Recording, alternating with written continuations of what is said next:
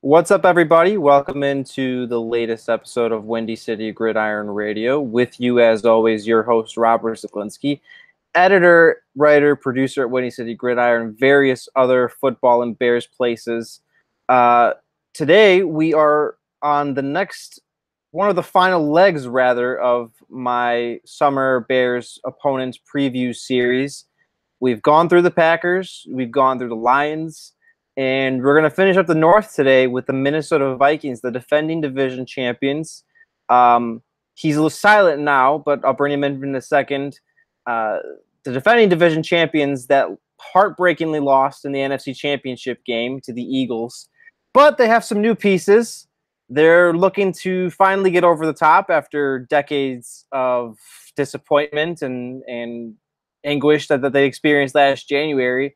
To help break all of this down, to break down the Bears matchup with the Vikings, Kirk Cousins cooking some kind of alien/bison meat. Here, joining me is Seth Toupal, sports announcer at The Scoop for KLGR in Redwood Falls, Minnesota. Seth, what's up? Robert, I got to say this feels kind of weird. I'm used to being the one doing the interview or hosting the segment. So being on this side of the chair is a little weird for me, but I'm very excited to help break down this Vikings Bears situation that we'll have going on next season. Yeah, for those of you that don't know, Seth has me often on his show, so I thought it'd be perfect to return the favor, pick him a little bit for his Vikings expertise, poke the bear a little bit, no pun intended, try to rile him up, see if he has any hot takes, see if he yells at me, see if he rants at me, see where that goes, you know? So I thought it'd be perfect. I'm all ready for it. I'll spew some fire here if I need to. Okay. Let's start with the top. I kind of alluded to it, Seth. Kirk Cousins in town, fully guaranteed contract, 3 years. What are the expectations? I know you were saying to me in the pre-show that you're kind of angered by all of the rankings in the summer season where there's not really much to talk about. There's not much football or draft stuff to talk about. But I'd imagine expectations otherwise are pretty high for a team that won 13 games last year and should probably be in the thick of the NFC again. Yeah, that's exactly it. You look at where this team was last year, 13-3. They win the division. They are able to beat the New Orleans Saints in the divisional round of the playoffs. They end up getting pretty roundly squashed by the Eagles in the NFC title game.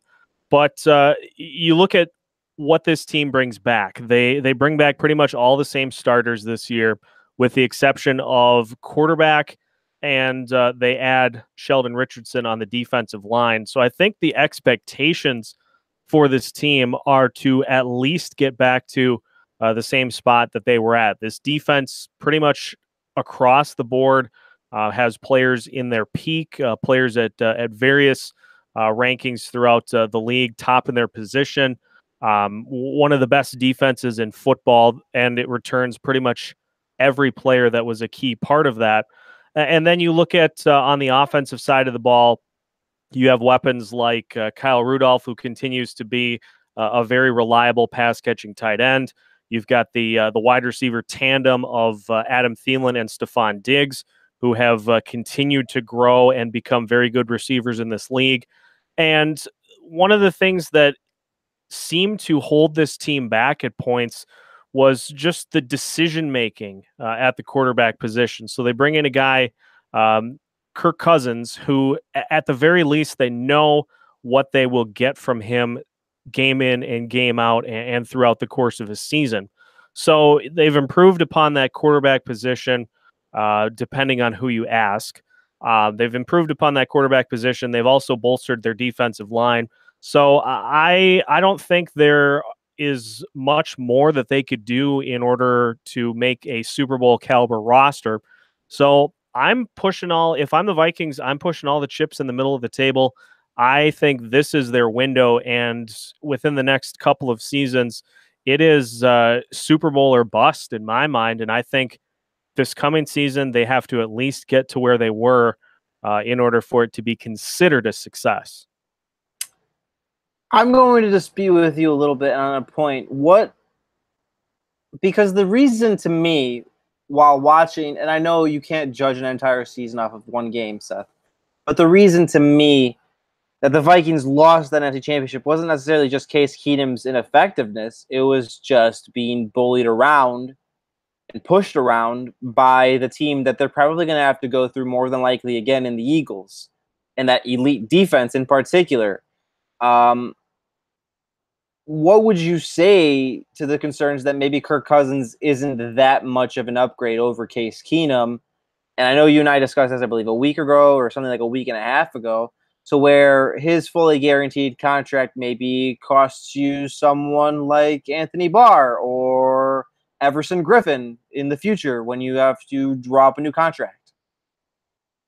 Well, it's a fair point, because that is that's the price of bringing in the thing that you think will solve a problem, is that you end up having to be deficient in other areas. I look at it this way. So you had Case Keenum have this great season and get the Vikings to 13-3 after he came in for Sam Bradford. But here's the question that I pose to people when they say, "Well, you bring in Kirk Cousins, did you really solve any problems?" So let's say they sign Case Keenum to a deal and have him be the starter going forward. Do we have any sort of a base to go off of as to what we expect for him as a quarterback? He, heading into last year, had really only had a chance to start part of one season with the Rams, and the results there were not particularly good. Now, he had filled in with Houston as a starter for some games throughout his tenure there, but his track record was pretty spotty heading into his landing with the Vikings. Now, obviously, he came into a really good situation. The offense was both catered to his areas of his game that he was good at, but also he made a lot of really good plays. He extended drives and was able to elude pressure to make some really good plays that ended up winning this team some games. I'm not disputing that. But some other areas where he seemed to struggle was just in decision making and going through his reads. It seemed like there would be points where it would take him quite a while to go through his progressions, and he would end up leaving some plays on the table in order to go to a safer route, which not necessarily a bad thing, but I can remember a handful of times throughout the year where he would leave a receiver wide open on a basically a busted coverage, and would opt to go to a running back or a tight end as opposed to taking the home run swing. I think Kirk Cousins, while he may not be as mobile in the pocket, I think what Cousins brings is a decisiveness and a willingness to try to take those shots. And while he may turn the ball over more, that is certainly a valid point. I just feel like Cousins will be able to uh, go through his reads in this offense a little bit quicker, get the ball out quicker. So while we won't see those extended plays that Keenum made, I think we'll see Cousins be able to offset some of his lack of mobility in the pocket and awareness in the pocket by just getting the ball out quicker and taking some of those big shots as well. The Vikings have the players to do it with Thielen and Diggs, and I hope that Cousins will be able to quiet some of the doubters by hitting some of those big shots and being able to move the ball downfield.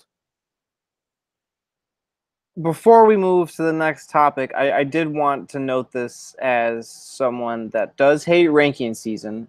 I should preface this that objectively hates it, Seth. I do, and I know you do too. But why do I see Adam Thielen? I mean, he's a good player, but he had one good season, Seth. He's 27 years old. Why am I supposed to believe he's a top 10 receiver now? Why is he among the ranks of Julio Jones and Antonio Brown and actually, quite frankly, even his teammate, who in my opinion is better, Seth? I know rankings, it's the summer, people need things to talk about, but I quite frankly think that's a little ludicrous to have Adam Thielen, who's had one elite year, to be ranked among those that kind of annals. Well, did you know that he was undrafted? I'm sure that story has made the Oh round. yeah, he's undrafted. He's a hard worker. Oh, I get it. And then he has one really good season. He's a superstar now. He's a grinder. He came from, was he a farmhand? Was he like Jordy Nelson? Was he a farmhand somewhere while growing up, making some extra money? Am I missing this? Wow, I feel incredibly. You might I have to do a little apologize. homework. I apologize for the disrespect. Wow. I did not know he was undrafted. Wow. I feel like Fox and CBS missed a big opportunity by not mentioning that during Vikings games. But Oh yeah, I feel maybe that's not something over and over, not over and over. Definitely no. to get back to the question though. I think the thing with Thielen that has led to him being ranked so high as a receiver is just banking on potential. I think evaluators and experts, quote unquote, throughout the NFL see what he was able to do last year, and kind of started to come into the spotlight back in 2016 when he had 69 catches for just under 1,000 yards. He's just such a solid pass catcher and a guy who can make tough contested catches, and can just stretch the field in a variety of ways. He can play in the slot. He can play outside. Now, is Diggs better? I agree with you. I think Diggs is the better receiver between the two of them. But I'm sure we'll get to that a little bit later on here. But I think Thielen is starting to tap into some potential, and people see what he's been able to do so far, and they say, well, if he can keep this up and he can continue along this path, then there's no reason that he can't be one of the top receivers in the league. He just is a guy. If I had to describe him in a couple of words or a sentence, he's just a guy that's not going to make plays that hurt you as a football team. He makes all the solid plays. He's good at catching deep passes, and is just a guy that will battle to get open and to get extra yards. And I think that is most of the reason that he has jumped up the rankings so quickly here over the last couple seasons. Would you say he's gritty? Would you say he has a hardworking mentality? You know, I think gritty would be a perfect perfect word to use for Thielen. He's kind of a Wes Welker type. If we're going to describe him, using previous wide receivers. I'm glad you caught the reference I was going with that. He's just a gritty. You know, he really reminds me of Julian Edelman and Yeah. Danny Amendola. I'm surprised he's not a Patriot, to be honest. Well, let's not get too far ahead of ourselves. That could be in his future. Seth, we mentioned Stephon Diggs. We'll talk about him in a second, but first, some new contract situations. One already resolved. Danielle Hunter, who was, to me, inexplicably 23 years old. I am older than Danielle Hunter. Yep. And I thought he was like 28 or 29. I thought that was like a seasoned veteran. It feels like I've been watching him for 6 or 7 years, and he's 23 years old, and here he is signing a mega deal, really inking that kind of ideal first round contract status where he's going to be able to get 2 more big contracts as long as he stays productive in the NFL. But anyway, 5 years, 72 million, 40 million guaranteed. One of the more highly compensated players in the Vikings roster now. Was he worth the money? Was he worth the potential headaches of losing other guys? I'm going to unpack this all for you right now, and then you can kind of take where you want. Was he worth potentially losing someone like Everson Griffin or Anthony Barr in a season or two? What's the deal here? No pun intended again. You look at this deal, look at where the NFL is going, and I'm sure you can relate to this with seeing what the Bears are trying to do with their defense and defenses throughout the league. defensive line is one of the premium spots that you try to amass as much talent as you can. We saw the Philadelphia Eagles do this, and that was a huge reason as to why they were able to get to the Super Bowl with their run last year. The Los Angeles Rams beefing up their defensive line. Teams have been trying to stack as much talent as possible on the defensive line in order to try to combat all these good quarterbacks. And Danielle Hunter, yes, he's young, as you mentioned. You don't have to tell me about the age gap, even between Hunter and myself. I'm not going to tell you the number, but he is being paid based off of potential. Once again, we talked about potential with Adam Thielen. He is being paid off of potential. He, I think, has the fifth most sacks, or is tied for fifth most in league history before the age of 25. So that tells you about what he's done so far. Look at some of the scenarios that were playing out during the season last year, which led to his numbers taking a little bit of a dip. You had Everson Griffin, who was dealing with plantar fasciitis after the Cleveland game the rest of the season. He wasn't the same player as he was, so he wasn't having to draw as much attention. Linval Joseph was basically getting double teamed every play. So then you leave two offensive linemen that can go toe to toe with Danielle Hunter or Everson Griffin, and having those guys being not able to get to the quarterback and draw those extra coverages, and I think that was a big part as to why Danielle struggled. Is teams were able to throw a lot more attention his way because the Vikings didn't really have a descript three technique on the defensive line. And with Everson Griffin not being at the top level he was at the beginning of the season, he was nearly an MVP candidate up until that Cleveland game with what he was able to do. Fell off after that. So I think if we look at this defensive line being a little bit more balanced this year with Everson Griffin, they've added Sheldon Richardson and Linval Joseph. So you have to pick how you're going to cover those two. And if you devote more attention to the middle, well, then that's going to leave some one-on-ones for Hunter on the far side. And I think if it's going to come down to having to lock up a player who has the potential to be really, really good and is just 23 years old, as opposed to one of those older defensive linemen or Anthony Barr or Stephon Diggs, I think I would definitely rank Danielle Hunter as the top priority to lock up. That's not to say there isn't risk. He's 23 years old. He had, by all accounts, a down year stats-wise last year. And if he then repeats that this coming season, then I think the Vikings may have a little bit of a problem on their hands.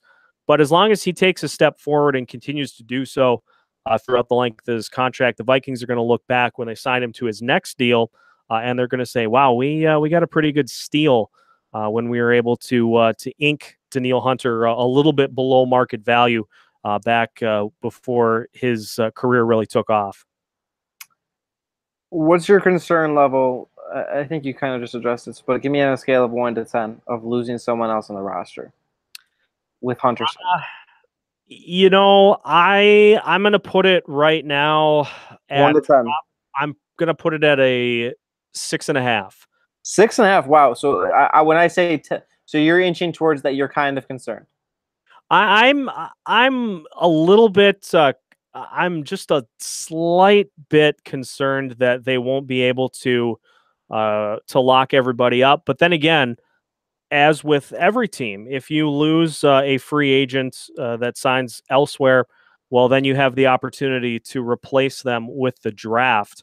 And you look at some of the players that the Vikings have brought through the draft the last couple of years, the Laquan Treadwell pick probably being the worst of the bunch, but they have done a good job of being able to supplement top tier talent with draft picks.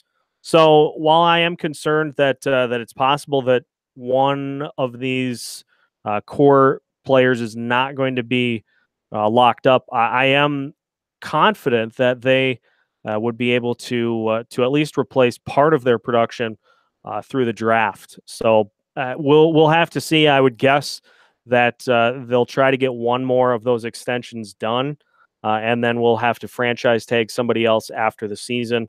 But at this point, I'm just I'm a little hesitant. The needle's a little bit over half full. So we'll just have to see how it plays out.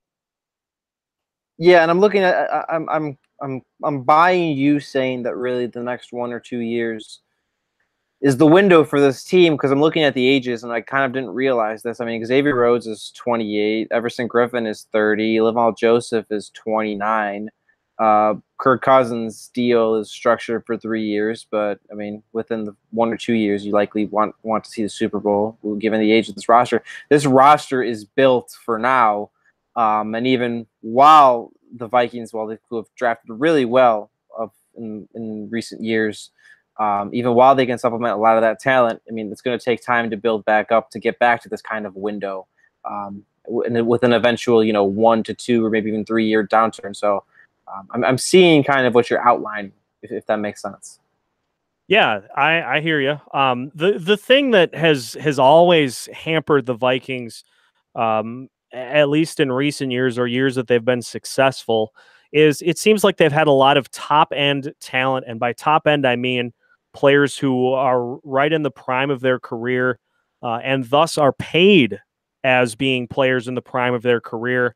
So they've had a lot of those top end guys. They really have not had the depth to be able to say, well, if we lose a Linval Joseph, then we can plug such and such player in, and we're not going to really be able to tell the difference. Now, granted, with having a lot of top end players, you're not going to be able to cover their production if they get hurt. But even having guys like Harrison Smith, the safeties behind him have been pretty good when they've come in short bursts. But you wonder what would happen if you had to replace him over the course of a season. As you start to get through some of those names, the defense really takes a hit, and as such, the window is shortened a little bit because you don't really have plans behind those guys until you're able to draft players and get them in, like you said, after a couple of seasons. So yeah, it's a short window, a shorter window, probably 2 or 3 years, but definitely looking like there's a good chance that the Vikings could get it done here at some point during this latest window. I remember this play because Twitter will never let me forget it, because it's also probably the greatest play in Vikings history, I mean, it's objectively cool on its own, but let's be honest, Seth, it's kind of sad that it is the greatest play in Vikings history. Stephon Diggs' Saints catch, the man who made the famous play to save the Vikings bacon and send them to the NFC Championship last year and this past January. He's been involved in a lot of contract extension talks. He's one of the Vikings' better draft picks in the past several years.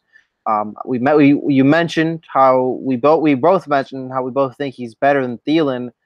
Are you willing to break the bank for him, Seth? I think if you've kind of alluded to it, I'm getting the sense that you would.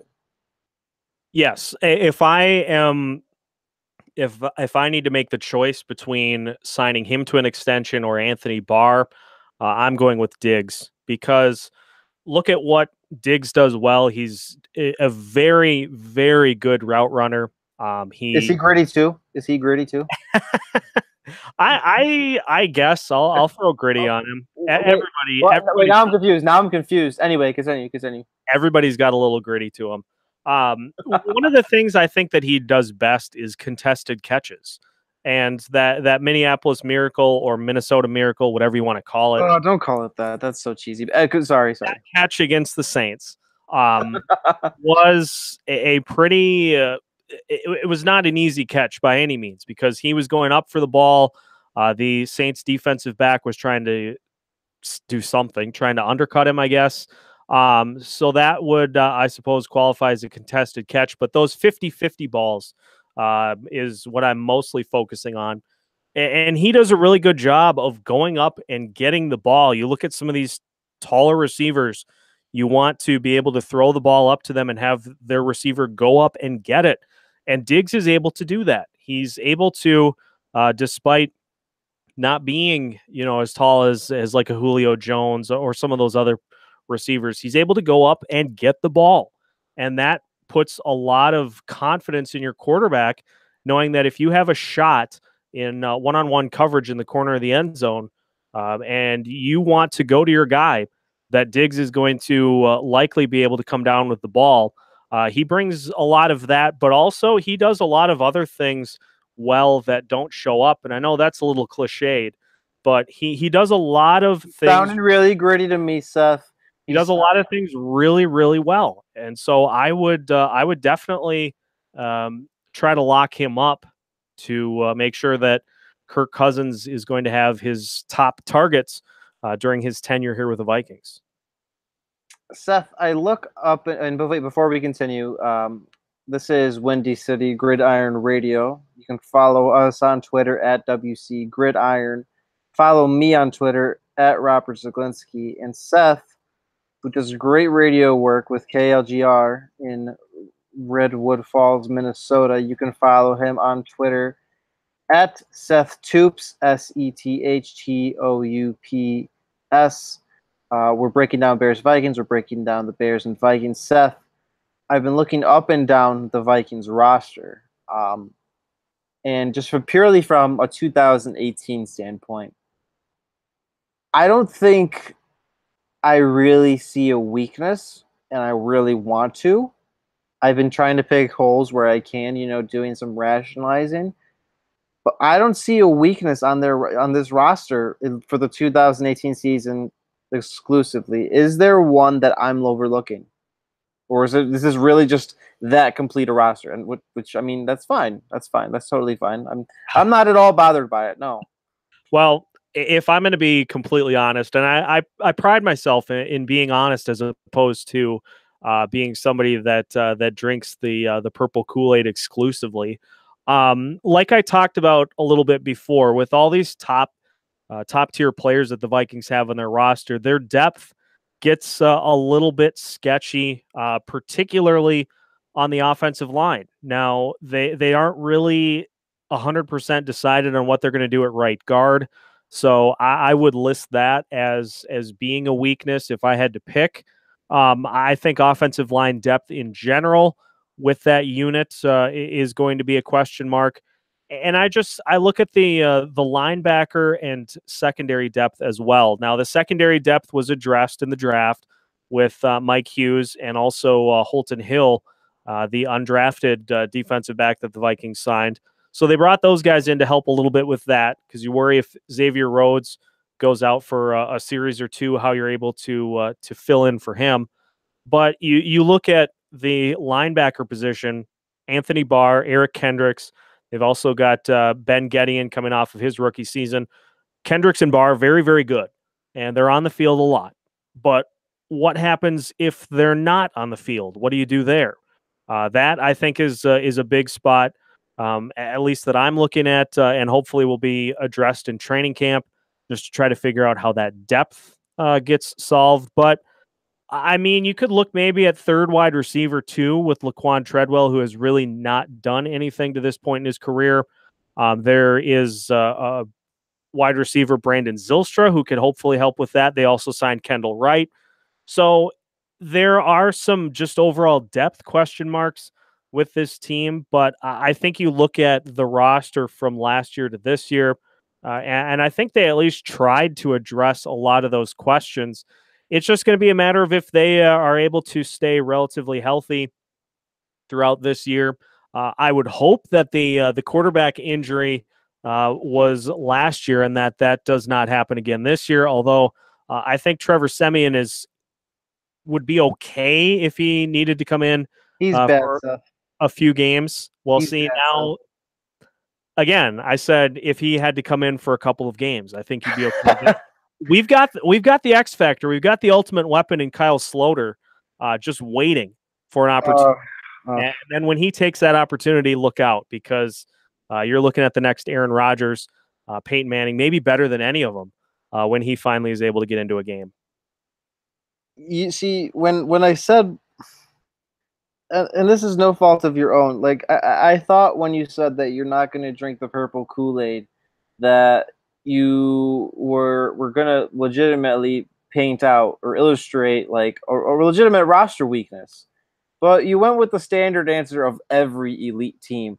Oh, we just hope that injuries don't get us, and some depth like the fifth wide receiver. We just hope that maybe he'll be fine. So yeah, the Vikings are a complete roster set. That's kind of the gist I got. I'm not mad about it at all. And Did I not specifically point to right guard? Oh, you did, but that doesn't. eh, you still did the injuries thing. You still, I'm like, oh, that's fair. That's a fair point. As long as injuries don't get us, so yeah, they have what, one weakness, like one position. Yeah, I guess if Akeem Hicks lines up against right guard every single play, which won't happen, I guess they're fine. Whatever. I would say probably. Um, moving on. So the Vikings, at least to me, I mean, there's the NFL. Seth, if we're going to be honest, is a league that prides itself on giving hope, right? Why that's why the draft season is its own industry, which to me is so incredibly uncomfortable of like putting these young I mean, I cover it for a living. I'm being honest now. I mean, I cover it because it's a necessity and it's something to do, something to analyze. But it's always been so weird to out of the draft, and that there are people that legitimately like take more stock into the draft than like the actual games. I guess I don't know. I'm more of a reporter. I like more of the storytelling. I can do both. I can analyze. I can do all the film stuff. I can see how players translate well to games. But it's just so uncomfortable for me to do this to like 19, 20, and 21-year-olds. Um, at any rate, that hope is a big thing, and as is anguish, right? Most NFL teams aren't the Packers, Steelers, and Patriots. Most NFL teams have a uh, either are just completely abject jokes like the Cleveland Browns, if we're being completely honest, right?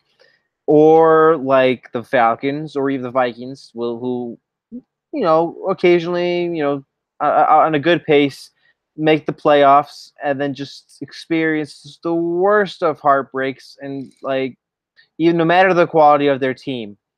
How much, you know where I'm going with this? How much do you think this still hangs over this roster even after getting through the Minnesota Miracle but then suffering that beatdown against the Eagles? Does the Kirk Cousins addition kind of, I don't know, re-galvanize them that everything's still on track? How much does this hang over them? Let me throw you a question.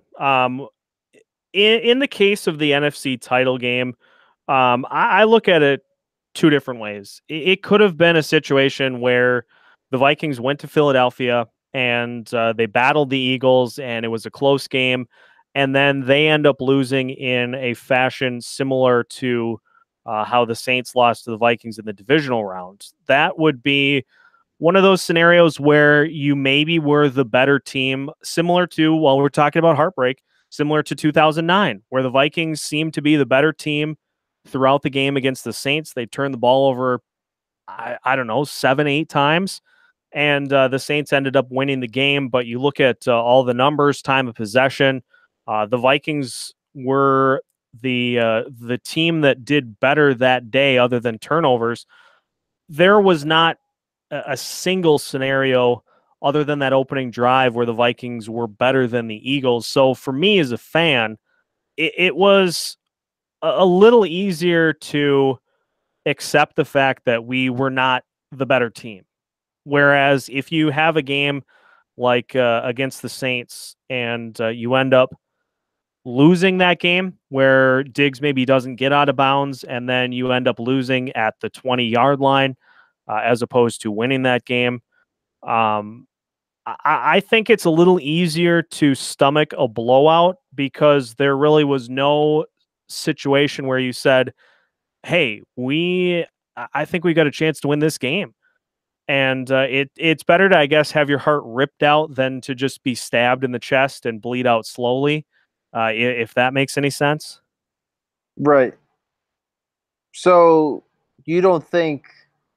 Oh, that was the fandom. You don't think this necessarily impedes the players in any way? I mean, I would imagine that history of other completely different rosters doesn't necessarily affect them, and then overcoming the demons in that Saints game. You don't. So that seemed to me more like a fan question. That seemed like more like how Minnesota views it. What?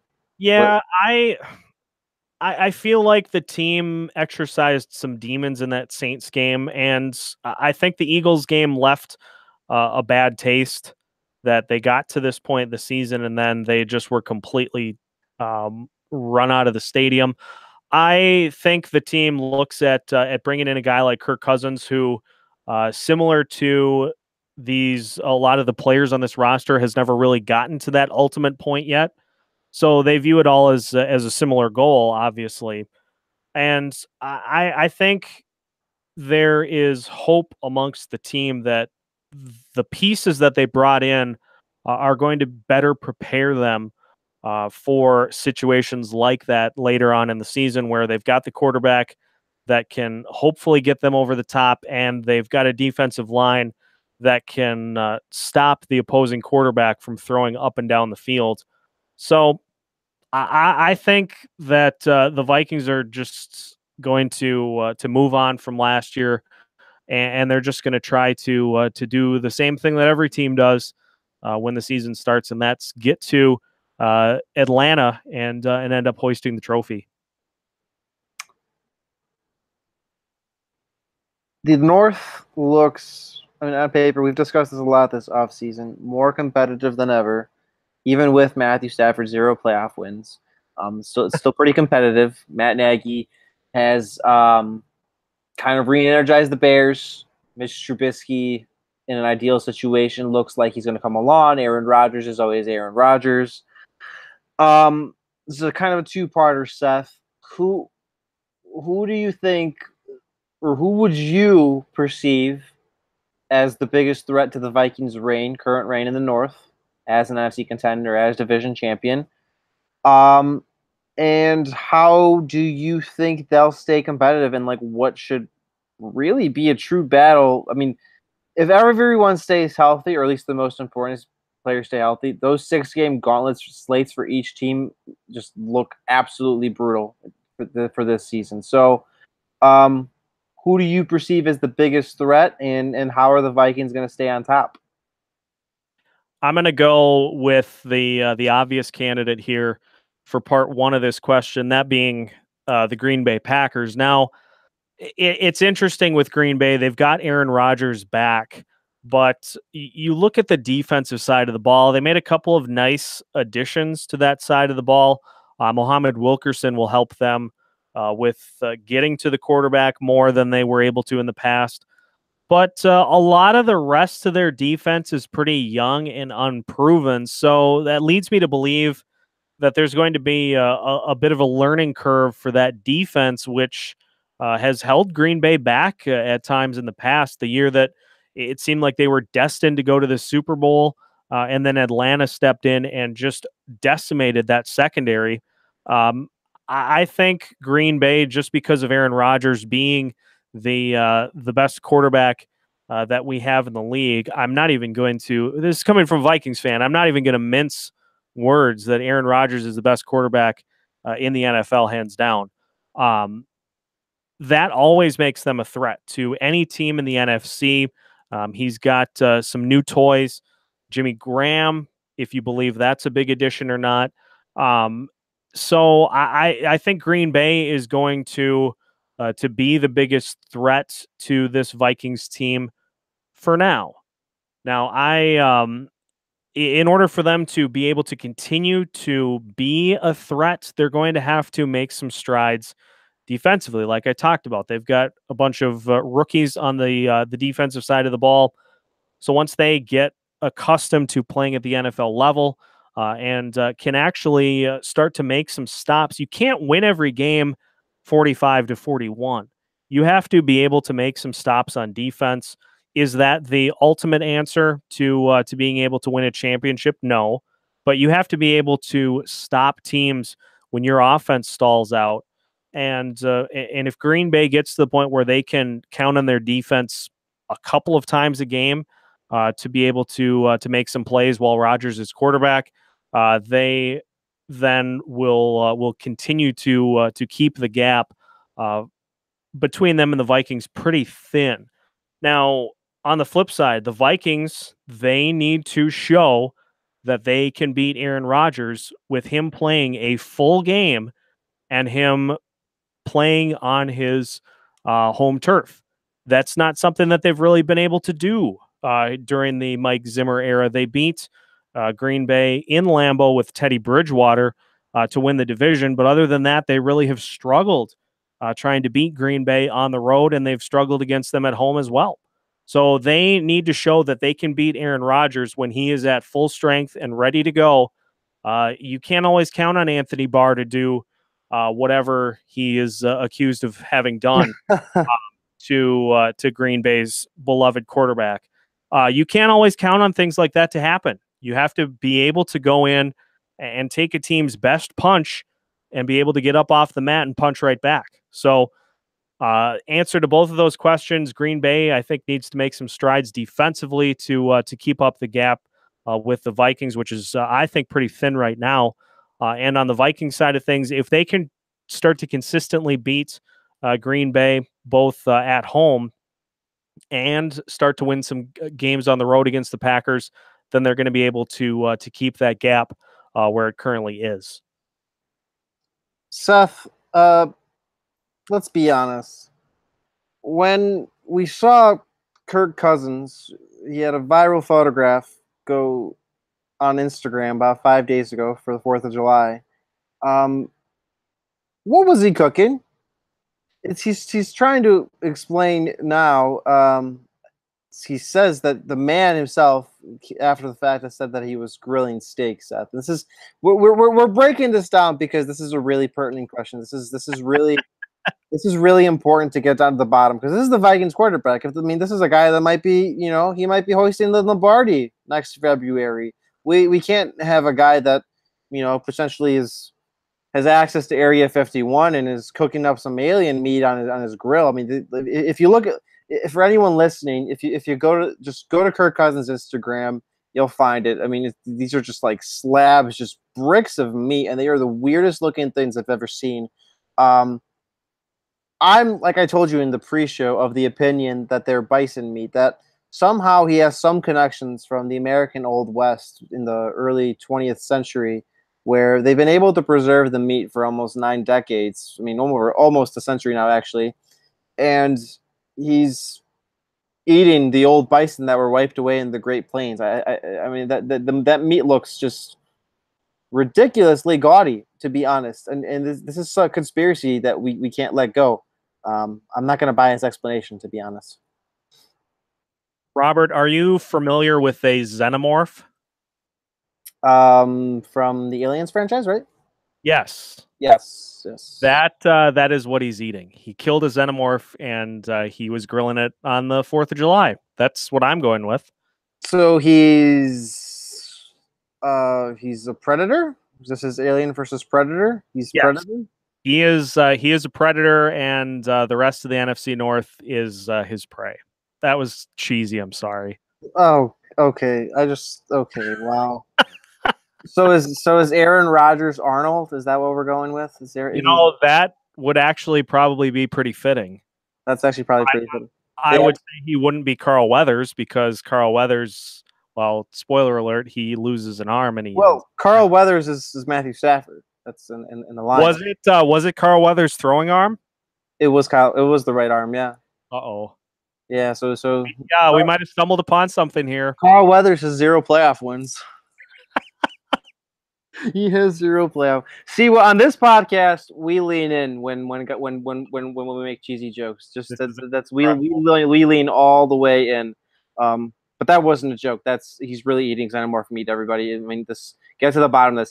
# AVP conspiracy. Look it up at WCG. It's totally there, guys. It's totally there. Got you. Let's review. We're gonna get to the matchup soon. We've been. I want to talk a little Vikings free agency. After having one of the best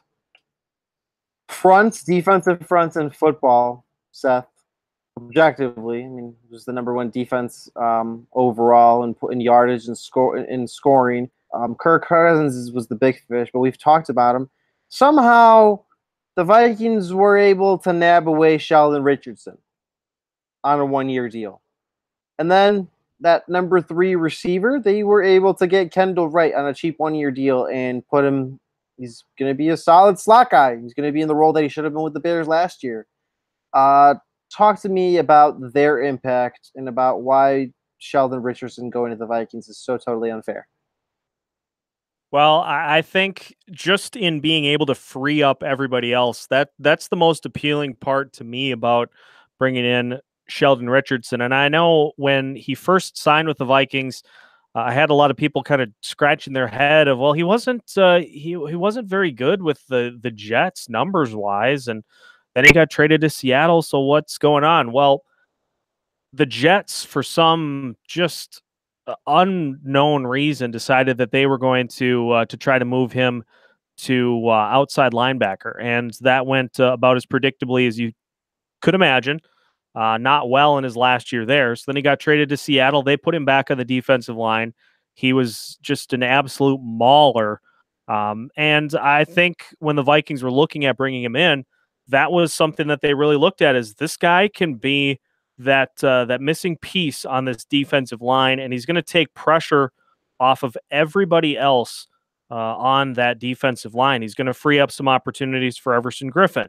He's going to free up some opportunities for Danielle Hunter on both sides, and that's going to allow the Vikings to be a little bit more creative with their defensive fronts. They will be able to bring Brian Robinson in up the middle, which is something that they did at some points last year. Now that he's become kind of a super utility defensive lineman over the last couple of years. It brings them versatility. It also brings them just a very formidable offensive or defensive line that you're not really going to be able to truly devote attention to one player on that line because they're all good enough to beat you. And it's going to take pressure off of a lot of different areas with the secondary not having to try to cover receivers as long if they can consistently and quickly get to the quarterback. It'll take some pressure off there, and it also will help take a little bit of the pressure off the offense by being able to have more chances if they can get teams to go into 3 and out consistently, which is something that they've been very good at over the last couple of years, just getting 3 and outs and turning teams away on 3rd down. So I think it's just one of those situations where you've got a perfectly good whatever kind of cake you enjoy, and then somebody says, "Hey, here's some ice cream, no charge. Go ahead and top it off, put it on your cake, whatever dessert floats your boat." The Vikings got toppings added to that free of charge. This is the cheesiest podcast I have ever done, and I love it. I appreciate you, Seth. I do. You know me and my cliches. I love them. Draft review. So the big fish here, Mike Hughes. This is kind of that point you were discussing earlier about supplementing the stars with stars that can come in ready to play after the guys of age. So Mike Hughes is going to have a significant role this year, more than likely. He's the big fish here. You also have Brian O'Neill, Jalen Holmes, Tyler Conklin, the move tight end, Daniel Carlson, Colby Gossett, Ada Runa, who I really liked as a late-round pass rusher. Who sticks out to you from this draft class? Who's going to help immediately, and who could have a bright future? I don't want to go with the obvious choice, but Mike Hughes, I think, fits one of their biggest needs, a slot cornerback. Now, it's not necessarily his number one position, but he showed at the collegiate level that he can handle it. And that was an area in the NFC title game that really exploited the Vikings defense, was the run pass option. And the Vikings just they didn't have an answer for it because guys were getting free over the middle of the field.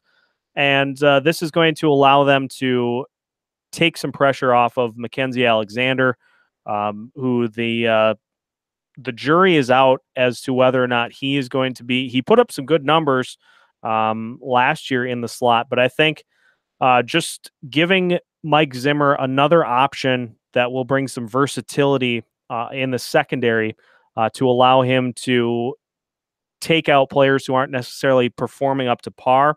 I think Hughes will be the one who has the most immediate impact. But let's not forget, we've got ourselves a converted tight end offensive lineman who can actually catch the ball. He can run a little bit too. So don't be surprised. I asked this question on Twitter today to one of my Vikings guests. Which is more likely, Brian O'Neill makes his first start or he catches his first touchdown pass? Which one comes first? And I wouldn't be surprised if we see O'Neill get some run in that offense with John DeFilippo in some of those goal line packages. So I think both of the first and second round picks have a good chance to make a good impact. Maybe not in the way you'd think, but I think they'll both make some pretty good impacts for this team. Finally, we get to the meat of this, and not the xenomorph Kirk Cousins meat, but actual meat and potatoes. The Bears and the Vikings, Seth, the matchup. I don't know. I always preface this because I think I've said this on your show too. I don't think the Bears and I don't think the Vikings really. I just don't think these two teams really view each other as rivals per se. And I don't think the fan bases do. I don't think the players do. I don't think there's. I can't really point to any game that was like significant in the rivalry. I can't point to any beef.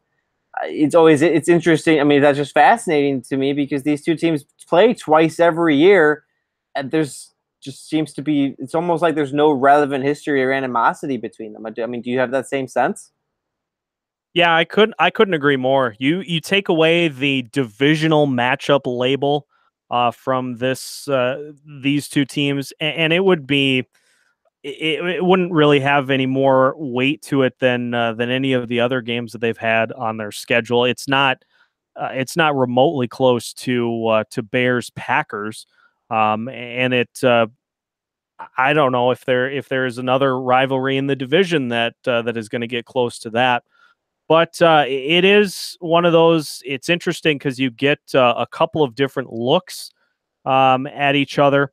Now, like you said, this really hasn't had many relevant games. And as we're going through this, I'm just trying to scan back to see the last time that there was some games that had really a lot at stake. The Bears beat the Vikings back in 2016 in Week 8.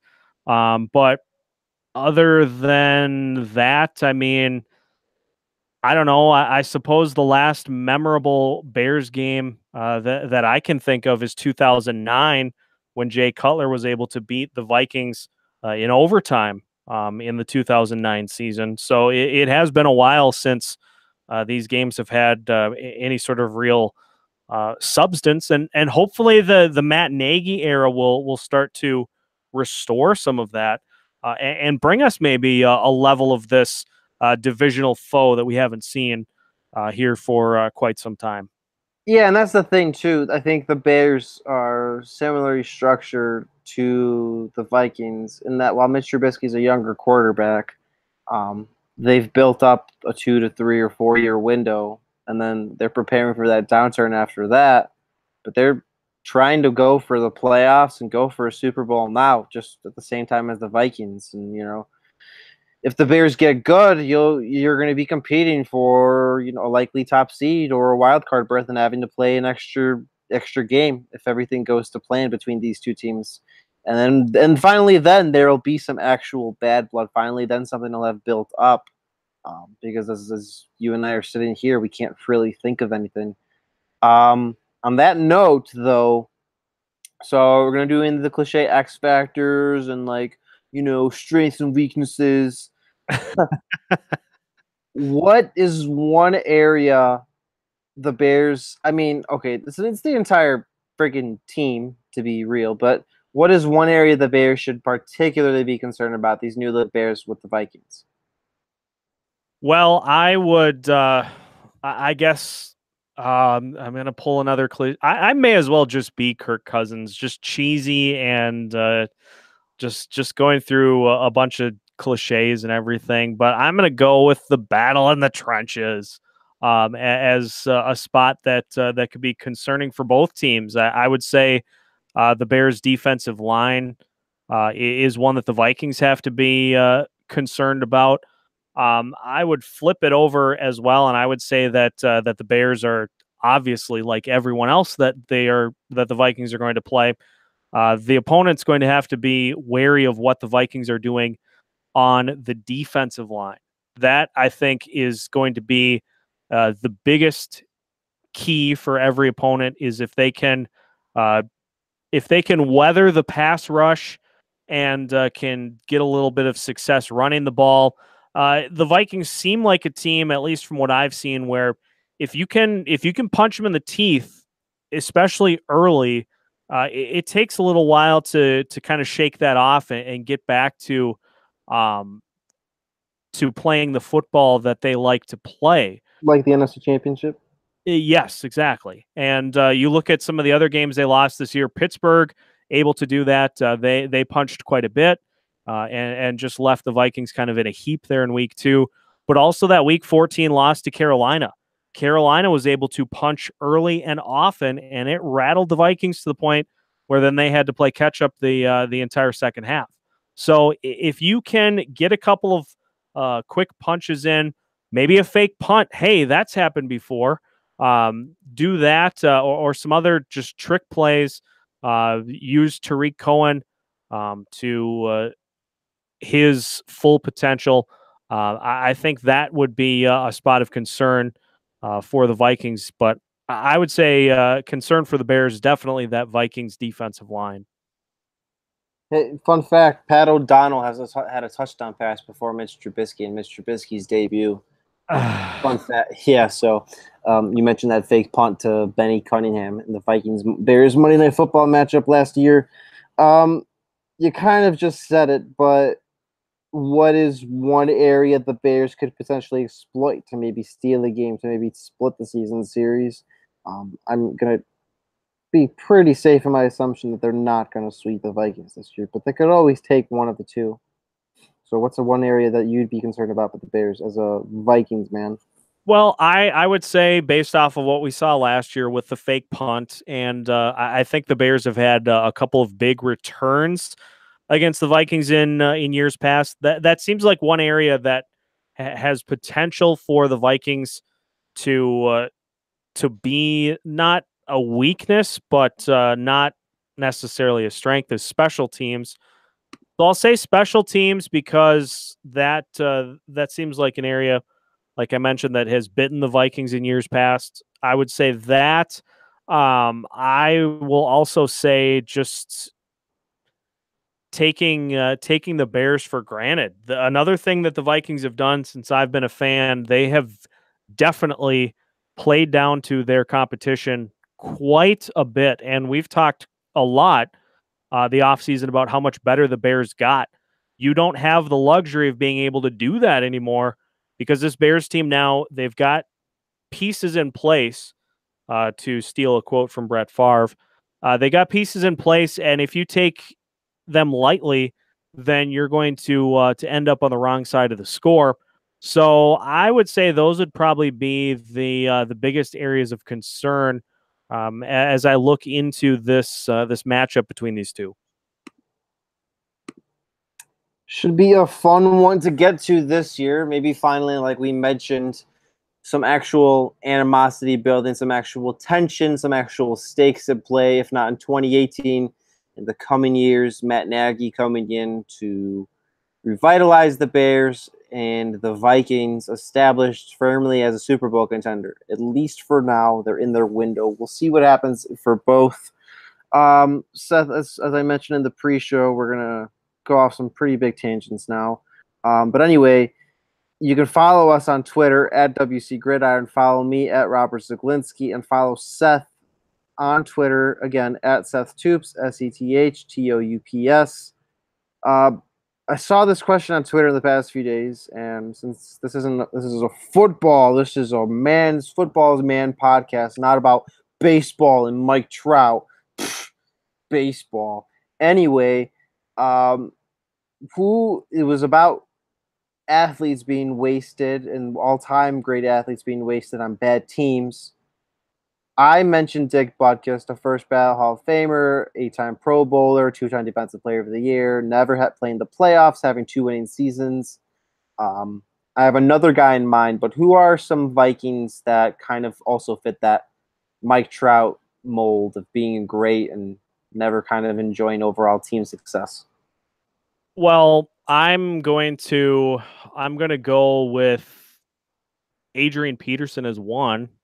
They did have a lot of success in 2009, but you look at some of those other seasons that Peterson played, such as let's go to 2011. Now that was a year that Peterson only played 12 games, but the team went 3-13 that season. And you look at the numbers he put up. He had 1,000 yards several different times for the Vikings, but they were never able to get him to the Super Bowl. They got to the NFC title game one time, and they were not in the playoffs from 2004 to 2007. Now, I know some of those years did not include Peterson, but then they missed the playoffs 2010, 2011, 2013, 2014 as well. And then his final season with the Vikings, I think, was just a perfect encapsulation of that failure, where he only played in 3 games. The team was fighting to get to the playoffs, and he came back at the end of the season for 1 game just to try to get them in. And when that failed, then he shut it down as well. So I think Adrian Peterson would be a really good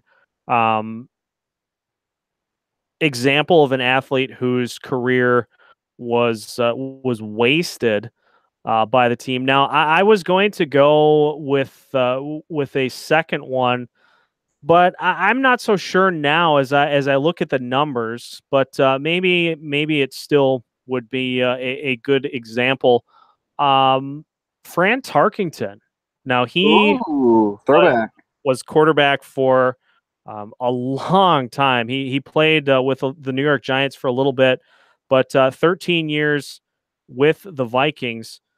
And I mean, that included seasons such as in 1962, they were 2-11-1.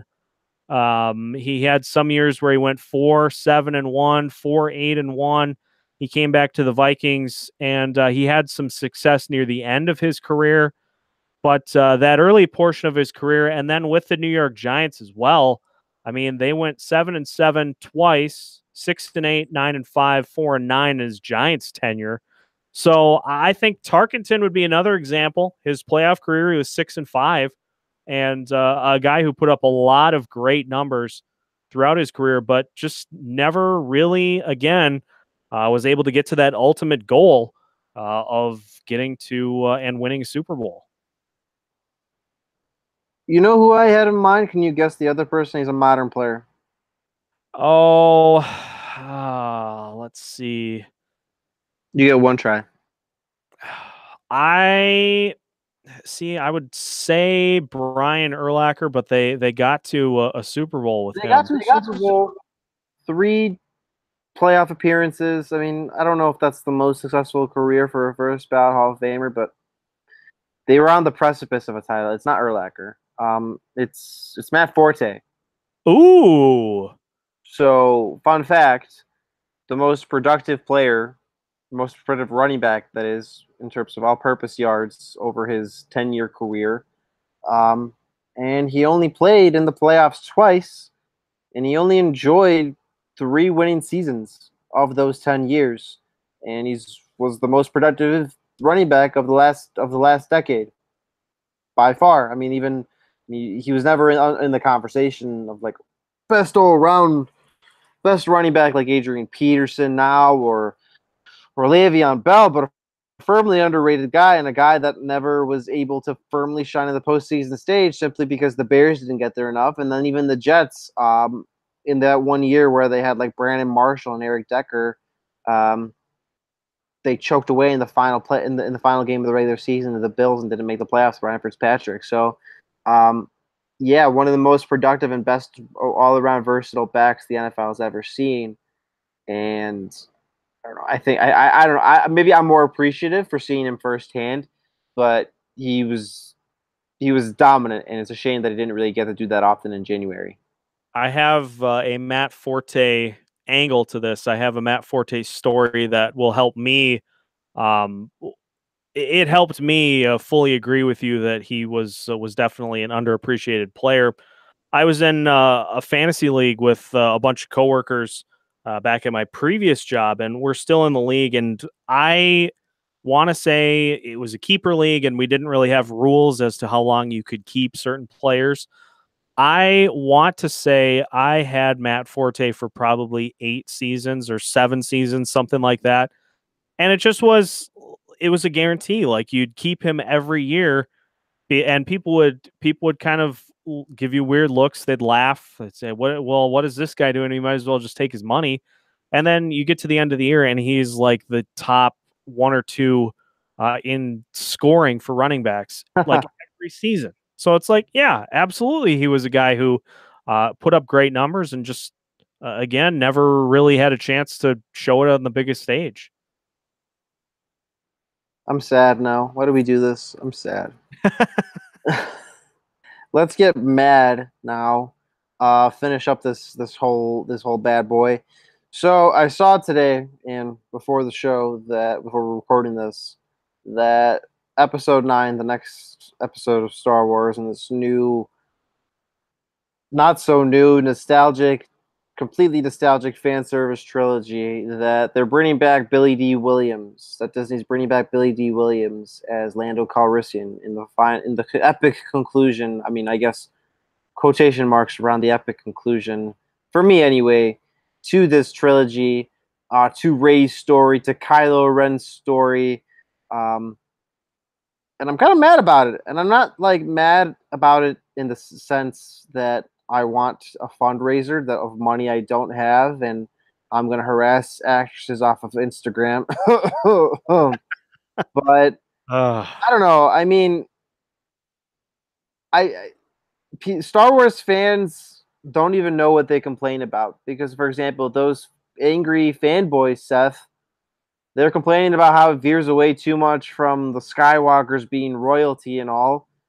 But these movies, they have prominent Luke and prominent Leia and prominent Han. It's relying so much on the original characters to prop up the new characters. And then from the other perspective, I mean, instead of trying something new, I mean, this was kind of the faulting. I think they were so scared by the failures of the prequels that objectively try something new. Just that George Lucas is a bad writer, or proved to be a bad writer then, that they felt they needed to prop up. They've felt that they needed these original trilogy characters around these new Jedi and these new big Force players to move their movies forward. And I mean, to me, that's disappointing. I'm not sure how much effort they've actually put in to building Rey and to building Kylo Ren and to building Finn uh, on their own. And I think I used the line letting Bambi run free, without Luke and without Leia and without everybody else. And then even when they have these original trilogy characters, they don't have consequences for them. Like Carrie Fisher, rest in peace.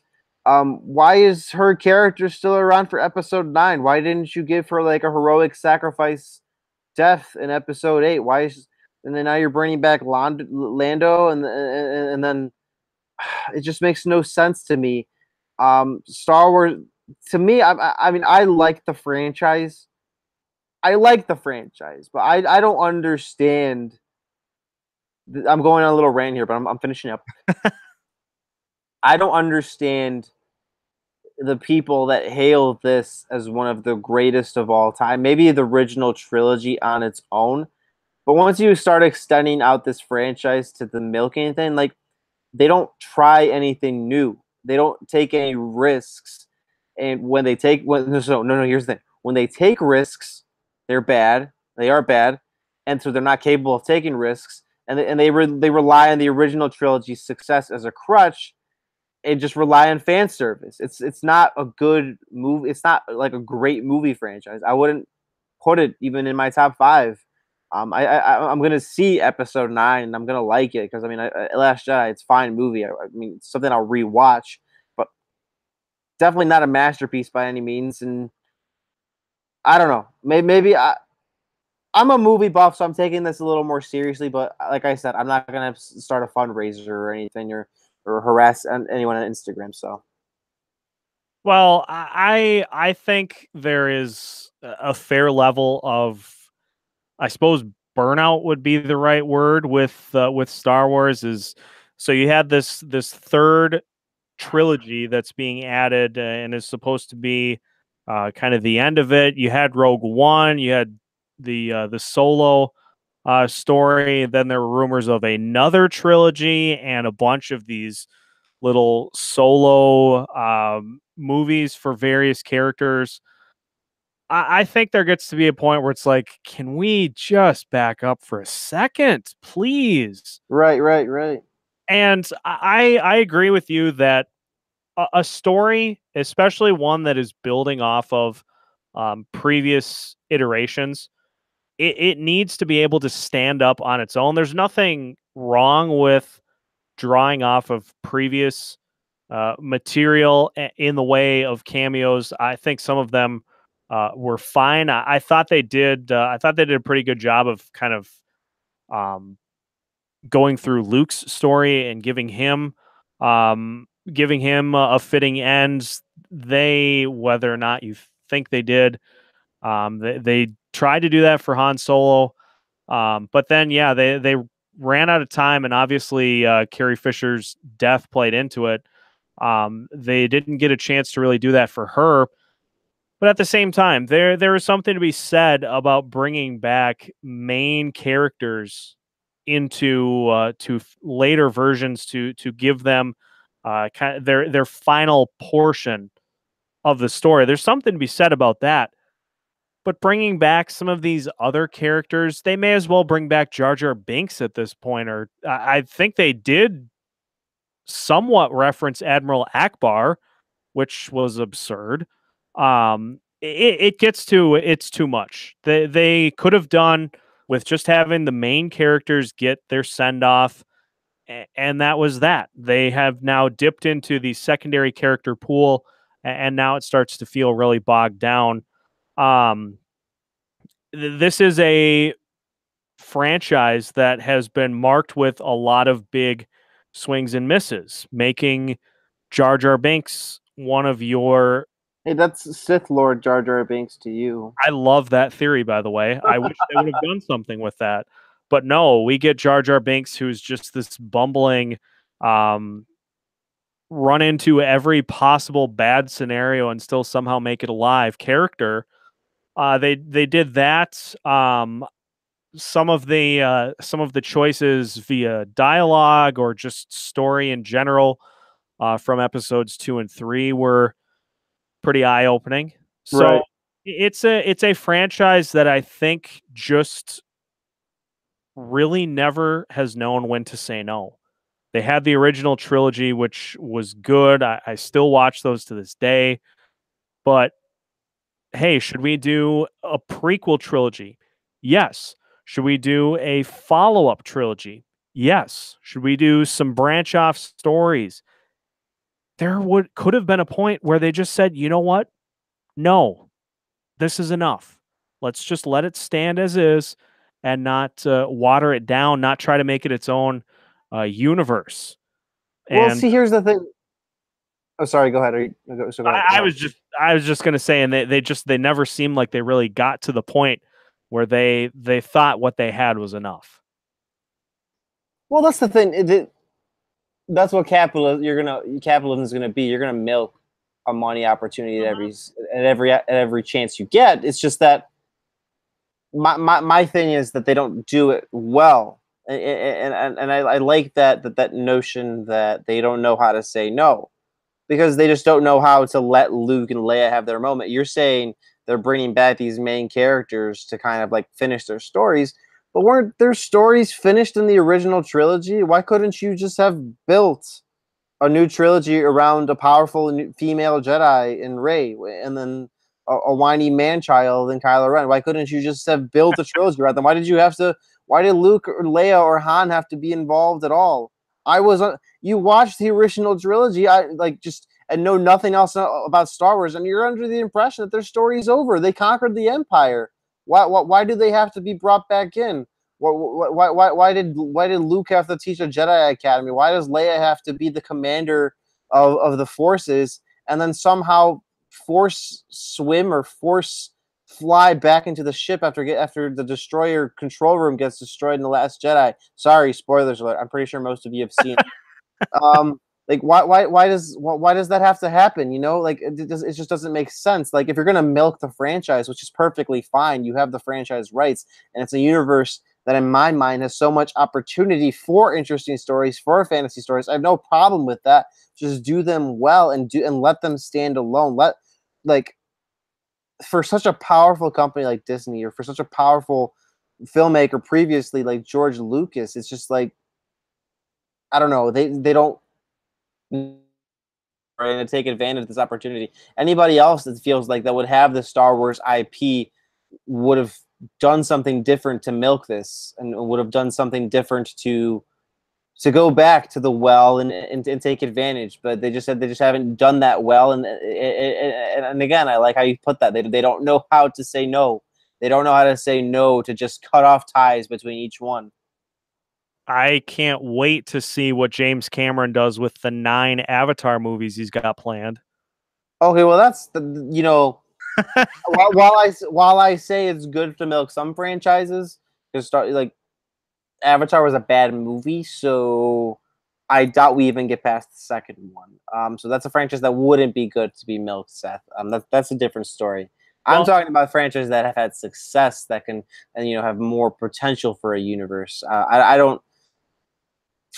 I mean, Avatar was one of the worst movies I've ever seen. Thank you. Yeah.